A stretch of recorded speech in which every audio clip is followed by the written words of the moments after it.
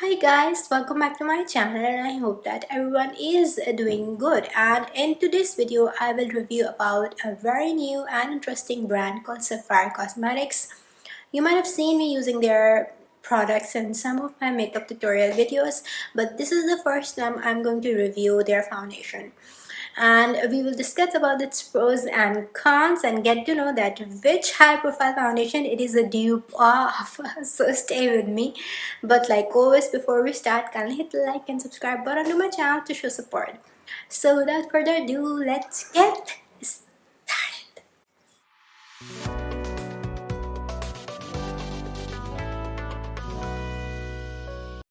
Before we get to know about this foundation, let's find out a bit about Sapphire Cosmetics. So Sapphire Cosmetics is an offshoot of Sapphire Retail, which is owned by Sapphire Group in Pakistan. And this group has business in the sale and manufacturing of yarn and fabrics and was founded in 1969.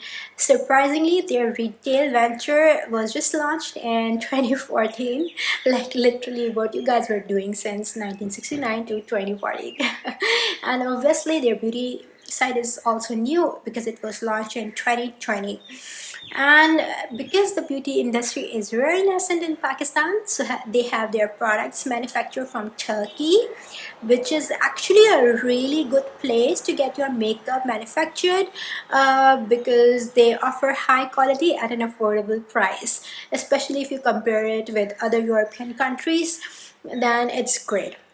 So now we have all the background information about Sapphire Cosmetics.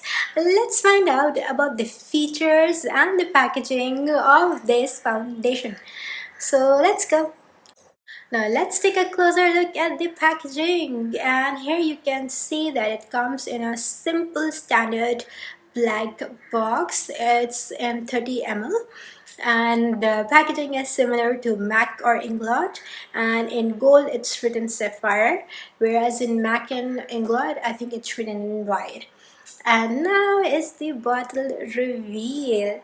So you can see that the bottle is made up of glass, very heavy glass, and here's the cap, and here's the pump. One of the bad things that I have observed in it is that the pump cannot be locked, which is kind of like a downside of it because it makes it unfit for traveling. Also because the bottle is so heavy, so you cannot take it with you in the suitcase because it cannot be locked and it is very heavy, so it's not ideal for traveling. But I think the glass bottle is made to protect the foundation in it, so yeah, you can definitely keep it with you and be very free. So this is all about the packaging, and before I tell you about its texture and show it, let's have a look at its ingredients. The ingredients of this foundation is very interesting. First, it contains silicone, which is a great ingredient to have in any foundation because it gives a very silky, smooth skin when you apply foundation. Also, it fills in the wrinkles and fine lines and make the skin really youthful. Secondly, it contains isododecane, which is a hydrocarbon, and because of isododecane, the foundation is very lightweight and breathable. So these two ingredients are really great in Sapphire foundation. But you must be wondering, Aisha, what are the controversial ingredients in it? So first is the ethyl hexyl methoxycinnamide, which is a sunscreen agent, and if you have been a subscriber to my channel, you know that it's an endocrine disruptor. And if you'd like to know more about it, that what is an endocrine disruptor and how it messes with our skin and body, then you have to go and watch my video over here. Secondly, it contains talc, which is linked with its possible contamination with asbestos. Again, it's a controversial ingredient, and if you would like to know more about it and the Johnson & Johnson scandal, then you have to go and watch my video over here where I've described in detail everything. So these two ingredients are controversial ingredients in it, but again, the cosmetic review panel has said that if you use it in safe quantity, then it is okay. But I would really prefer Sapphire to redo its formulation and let go of these ingredients to make it fully controversial ingredient free, not controversy free. So yeah, that's all about it. Now to the favorite part, let's have a look at its texture. So let's go. And now my favorite part, the texture of this foundation. So let's have a look at it.